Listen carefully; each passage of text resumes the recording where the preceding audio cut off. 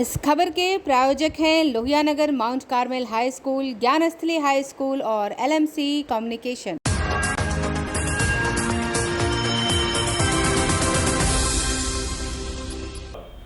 नमस्कार, मैं हूं दिव्या और आप देख रहे हैं आंखें न्यूज 24। आइए सबसे पहले नजर डालते हैं आज के मुख्य समाचारों पर। बिहार में फिर से जहरीली शराब मामले को लेकर पुलिस मुख्यालय सख्त।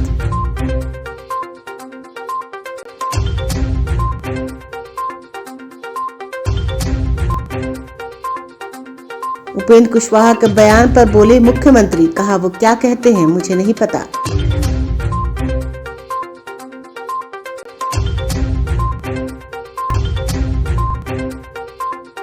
नेता प्रतिपक्ष विजय सिन्हा ने कहा मुख्यमंत्री ने किया जनादेश का अपहरण।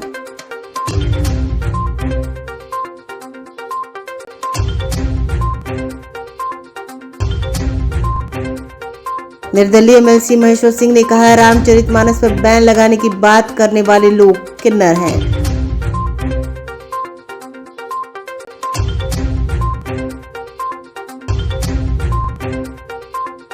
और महाबोधि मंदिर में 10 दिवसीय निगमा मोरलम चेन्नो पूजा की हुई शुरुआत।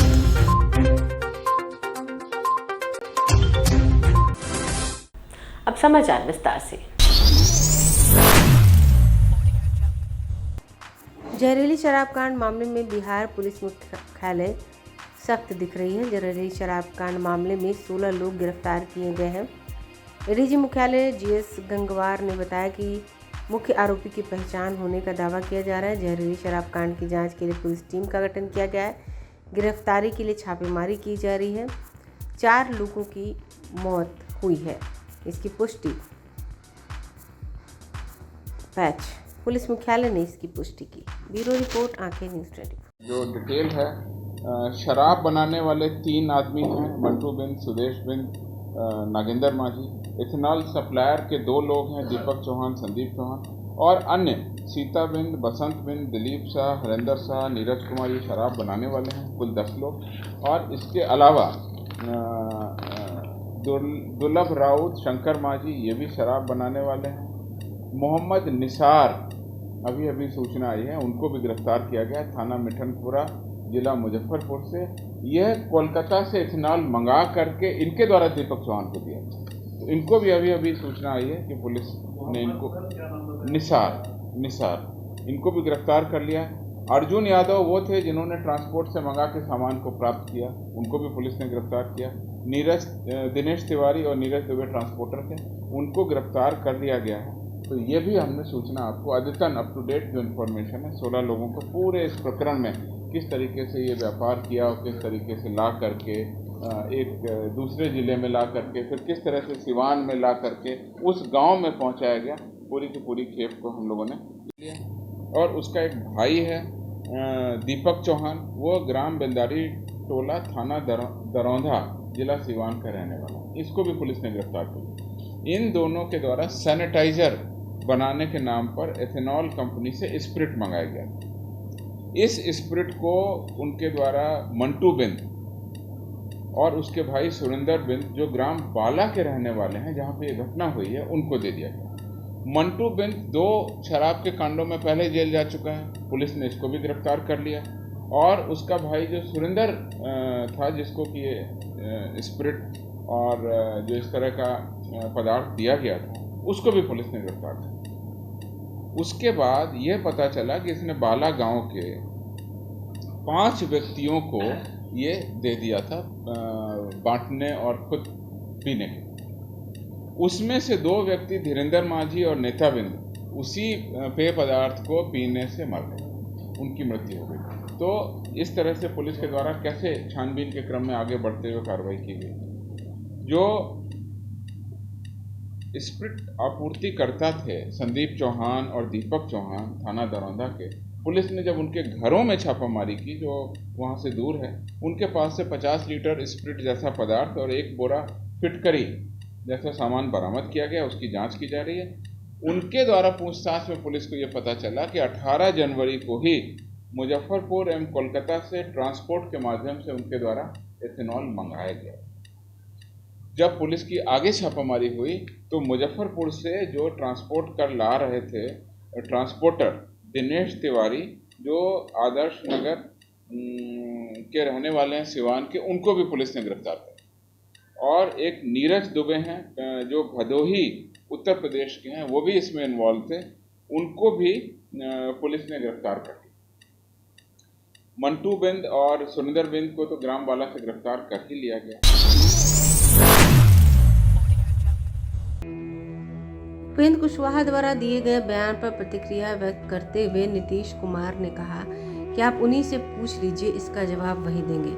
हम लोग इन सब चीज़ों को देखते नहीं हैं। उपेंद्र कुशवाहा जो बोल रहे हैं उन्हीं से पूछिए और उन्हीं को बात को छापिए, जो मन करे वह बोले और छापे।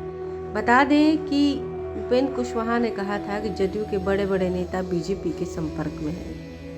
और जो कुछ भी था, हम लोग जब जन्म लिए हैं उसके बाद ही से, बचपन से ही इनके बारे में जानकारी मिली। कितना ज़्यादा काम, यहाँ भी कितना बार आए, यहाँ भी कहाँ कहाँ आकर के सब जगह वो घूम करके लोगों को प्रेरित कर रहे थे देश की आज़ादी के लिए, अंग्रेजों से मुक्ति कराने के लिए। तो उनको तो हमेशा याद रहेगा और नई पीढ़ी को भी पूरा याद रखेगा। इसलिए आप देख लीजिए कितना अच्छे ढंग से ये शुरू से ही कार्यक्रम है। और आज के दिन 23 तारीख को जनवरी को होता है उनके जन्म दिवस के अवसर पर। सर उपेंद्र कुशवाहा सर पटना बड़े बड़े नेता बीजेपी के संपर्क में है। आप उन्हीं से पूछ लीजिए सर ये बयान का क्या मतलब निकाला जाए सर? ये ना, आप उन्हीं से पूछिए सर इस बयान का क्या मतलब निकाला जाए सर? बड़े बड़े नेता सर, छोड़िए ना माइक छोड़िए। बिहार विधानसभा के नेता प्रतिपक्ष विजय कुमार सिन्हा ने एक बार फिर मुख्यमंत्री नीतीश कुमार के समाधान यात्रा और कैबिनेट मंत्रियों पर हमला किया और कहा कि मुख्यमंत्री बिहार और बिहारियों का सम्मान बढ़ाना आपकी इच्छा रही है, लेकिन अपहरण, लूट, डकैती करने वाले जंगल राज के पुरिधाओं के साथ मिलकर रातों रात जनादेश का अपहरण कर आपने सरकार बना ली। नेचर और सिग्नेचर नहीं बदलता, कुछ ही महीनों में असर अब देखने लगा है और यह परिलक्षित भी होता है। सामाजिक विद्वेष फैलाने वाले अब फिर से अपने एजेंडे पर आ गए हैं। आपके मंत्री कभी हिंदू धर्म तो कभी उसके पवित्र धर्मग्रंथ को अपमानित करते हैं। नरसंहार कराने वाले कभी सामाजिक विद्वेष की बात कर भाषाई और जातीय उन्माद फैलाने लगे हैं। मुख्यमंत्री बिहार को आप अपनी संगत में कहाँ लेकर जा रहे हैं? समाज को बांटने वालों ने बिहार को कहाँ पहुँचा दिया था? उसके लिए कैसे संघर्ष कर बिहार को मुक्ति दिलाई थी, जरा सोचिए। माननीय मुख्यमंत्री जी लोगों की समस्याओं का समाधान करने चले थे, कौन सा व्यवधान उत्पन्न कर दिए? आपके कैबिनेट के मिनिस्टर, पहले शिक्षा मंत्री चंद्रशेखर यादव जी रामचरितमानस पर करोड़ों हिंदुओं के आस्था पर चोट कर दिए। हिंदू धर्म के बारे में क्या क्या बोल दिए, इस्लाम धर्म के बारे में क्या उदारता रखे, ये धार्मिक उन्माद से क्या संदेश आपने दिया? एक मंत्री आपके सहकारिता मंत्री सेना पर प्रश्न उठा दिए और आप आपके भूमि राजस्व मंत्री आलोक मेहता जी आजादी की लड़ाई में स्वर्णों के बारे में अपमानित करने का जो शब्द बोला है, ये शर्मसार कर दिया।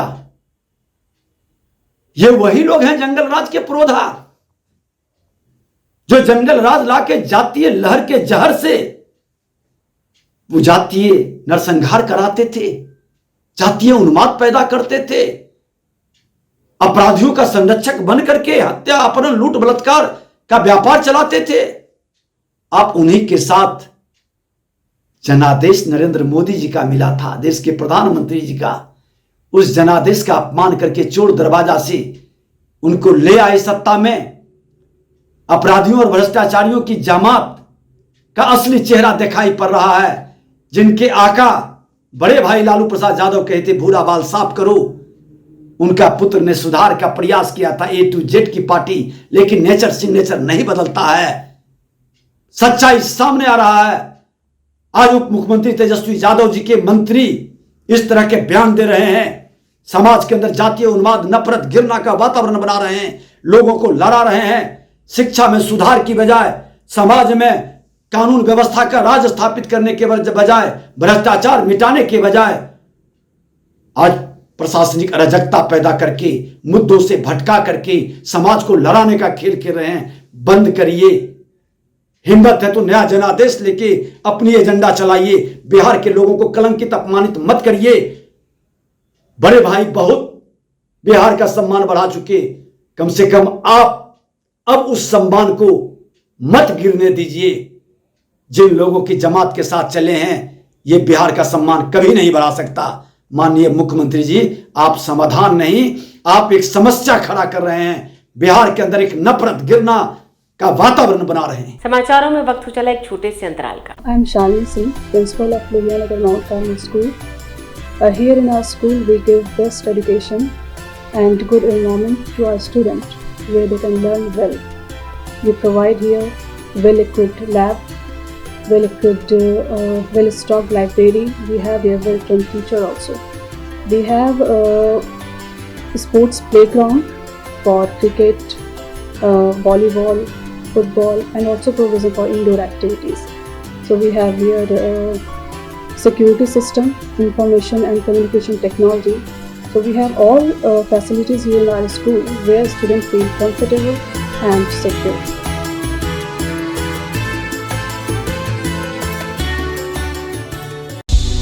क्या आप पत्रकारिता के क्षेत्र में अपना कैरियर बनाना चाहते हैं? तो आज ही Royal Ashoka Institute of Mass Communication and Journalism में अपनी जगह सुनिश्चित करें। आर्यभट्ट ज्ञान विश्वविद्यालय पटना से मान्यता प्राप्त 100% प्लेसमेंट के साथ royal Ashoka Institute of Mass Communication and journalism नामांकन जारी है। हमारा पता है DS/16 गायत्री मंदिर के समीप, कंकड़ बाग, पटना 8,20,000। आप हमें संपर्क भी कर सकते हैं। हमारा मोबाइल नंबर है 9955456126।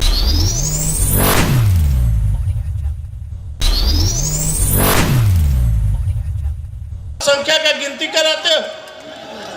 अब तो इतना होने लगा है कि रामचरितमानस को बैन करने की मांग यही जरा लोग हैं,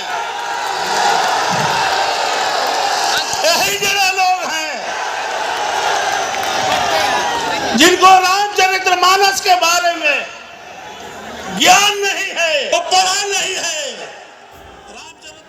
राजधानी पटना में महाराणा प्रताप की स्मृति समारोह को जदयू स्वाभिमान दिवस के रूप में मना रहा है। इस मौके पर पटना के मिलर हाई स्कूल के मैदान में बड़े कार्यक्रम का आयोजन किया गया। निर्दलीय MLC महेश्वर सिंह ने इस अवसर पर सभा को संबोधित करते हुए कहा कि जो लोग रामचरितमानस पर बैन लगाने की मांग कर रहे हैं वो लोग हिजड़ा है। जिनको रामचरितमानस के बारे में ज्ञान नहीं, वही लोग ऐसी बातें करते हैं। रामचरितमानस क्या बताता है? रामचरितमानस क्षत्रिय धर्म को याद दिलाता है। माता पिता से संबंध कैसा हो, भाई भाई से संबंध कैसा हो, गुरु और शिष्य का संबंध कैसा हो, पति और पत्नी का संबंध कैसा हो, हमें संस्कार सिखाता है। हमें बड़बोला बनने की बात नहीं सिखाता। वैसे अनपढ़ और गंवार लोग जो रामचरितमानस पर बोलते हैं उन्हें इसकी सजा मिलनी चाहिए। महेश्वर सिंह के इस बयान पर प्रतिक्रिया देते हुए बीजेपी की तरफ से प्रेमरंजन पटेल ने कहा कि महेश्वर सिंह ने कुछ भी गलत नहीं कहा। जिस तरीके से सनातन धर्म पर और उसके रामचरितमानस ग्रंथ के बारे में सवाल खड़े कर रहे हैं, करोड़ों लोगों का आस्था का प्रतीक है। लोग अपने घरों में रामचरितमानस रखते हैं। भगवान राम के चरित्र के संबंधित ग्रंथ है। उनके दोहे को गलत तरीके से पेश करना कहीं से उचित नहीं है। यह करोड़ों हिंदू सनातन धर्म के लोगों को आहत करने वाला बयान था। उन्होंने ठीक कहा कि ऐसे लोग जो अज्ञानी हैं, जिनको ज्ञान की कमी है, ऐसे लोग जो हिजड़े हैं, उनको रामचरितमानस का कोई ज्ञान नहीं है। संख्या का गिनती कराते हो। अब तो इतना होने लगा है कि रामचरितमानस को बैन करने की मांग यही जरा लोग हैं, यही जरा लोग हैं जिनको रामचरितमानस के बारे में ज्ञान नहीं है, वो पढ़ा नहीं है। रामचरितमानस क्या बताता है? क्षत्रिय धर्म क्या है, माता और पिता से संबंध कैसा हो, भाई भाई का संबंध कैसा हो, गुरु और शिष्य का संबंध कैसा हो, पति और पत्नी का संबंध कैसा हो, हमें संस्कार सिखाता है, हमें बड़बोला ही नहीं सिखाता है। तो ऐसे जो रामचरितमानस पर बोलने वाले लोग हैं, अनपढ़ गंवार हैं, और उनको इसकी सजा मिलनी चाहिए। सवाल साथियों, हम आपसे कहना चाहते हैं कि हम सबको साथ लेकर चलने वाले लोग, हम जात पात करने वाले लोग नहीं हैं।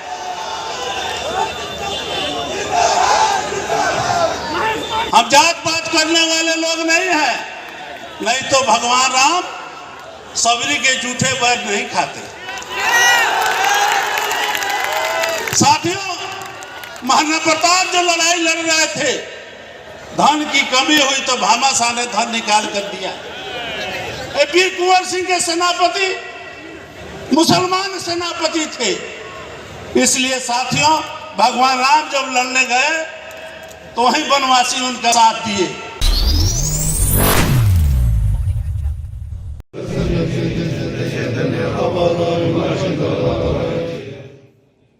बिहार के बोधगया में विश्व प्रसिद्ध महाबोधि मंदिर में 10 दिवसीय निगमा मोनलम चेनमो पूजा की शुरुआत हुई। ये पूजा 31 जनवरी तक चलेगी। इस पूजा में काफ़ी भारी तादाद में तिब्बती और अन्य देशों के बौद्ध श्रद्धालु भाग लेंगे। विश्व शांति प्रार्थना के साथ 34वीं मोनलम निगमा चेनमो पूजा प्रारंभ हुआ। दुनिया में शांति और समस्त मानव जाति के कल्याण के लिए विश्व धरोहर महाबोधि मंदिर में 10 दिवसीय 34वें पूजा की शुरुआत हुई।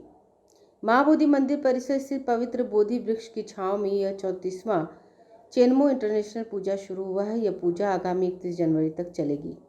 तिब्बती बौद्ध धर्मावलंबियों की निगमा पंथ परंपरा के आध्यात्मिक गुरुओं ने अनुयायियों का आध्यात्मिक मार्गदर्शन किया। वहीं बौद्ध लामाओं ने मंदिर के गर्भगृह में जाकर भगवान बुद्ध को नमन किया। इसके बाद बोधि वृक्ष के नीचे रखे तोरमा को आराध्य देवी देवताओं को समर्पित किया। इस पूजा में शामिल श्रद्धालुओं की संख्या 10,000 से अधिक है। इस पूजा में शामिल तिब्बती मूल के बौद्ध लामा बोधि वृक्ष के सन्मुख बैठकर पारंपरिक वाद्य यंत्र के साथ मंत्रोच्चारण कर रहे हैं। पूजा रोजाना 2 सत्र में होगी। इस पूजा का समापन 31 जनवरी को होगा। इस वर्ष महाबोधि मंदिर प्रबंधकारिणी समिति की ओर से वार्षिक पूजा का कैलेंडर जारी किया गया है, जिसमें कई तरह के आयोजन महाबोधि मंदिर परिषद में आयोजित है। वहीं निगमा मोनलम समिति के सोनम फुरबू नेगी ने बताया कि निगमा पूजा समिति की ओर से पूजा शुरू की गई है। यह पूजा विश्व शांति और कल्याण को लेकर प्रतिवर्ष आयोजित की जाती है। बताया कि पूजा में प्रतिदिन तिब्बती बौद्ध धर्मग्रंथ का विशेष पाठ होगा। तोरमा पर दक्ष लामाओं द्वारा आहिद देवी देवताओं के रंग बिरंगे चित्र बारीकी से उकेरे जाते हैं। ब्यूरो रिपोर्ट, आंखें न्यूज़ 24। जी ये 22 से 31 तक जनवरी तक ये निगमा पूजा शुरू हो रहा है। ये जो है 34वां 3 दशक से मतलब चला हुआ है। ये निगमा मोनलम जो है विश्व में शांति फैलने के लिए इस मतलब हजारों संघ यहाँ पर पार्टिसिपेट करते हैं। जी कितने लोग शामिल होंगे पूजा में? मतलब 10,000 के करीब है। हर साल प्रति वर्ष यहाँ पर 10,000 के करीब महाबोधि में टेम्पल में। जी सर। कहाँ से लोग आ रहे हैं इसमें है जी, ये जो हमारे इंटरनेशनल निगमा प्रेयर का नाम से जाना जाता है, ये भूटान और जो ये नेपाल, ये अपना भारत का सभी मतलब उत्तर से दक्षिण सब जगह में जितना भी हमारे निगमा मंदिर है इंडिया में, सभी लोग यहाँ पर पार्टिसिपेट करते हैं। जी आइए एक बार फिर नजर डालते हैं आज के मुख्य समाचारों पर। बिहार में फिर से जहरीली शराब मामले को लेकर पुलिस मुख्यालय सख्त।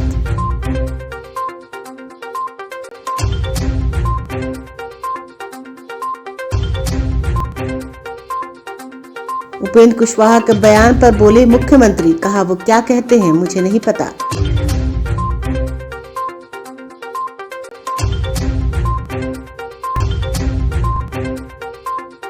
नेता प्रतिपक्ष विजय सिन्हा ने कहा मुख्यमंत्री ने किया जनादेश का अपहरण।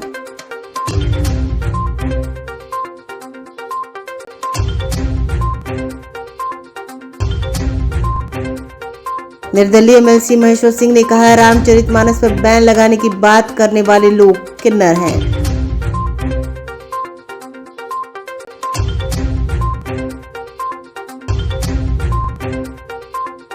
और महाबोधि मंदिर में 10 दिवसीय निगमा मोनलम चेनमो पूजा की हुई शुरुआत।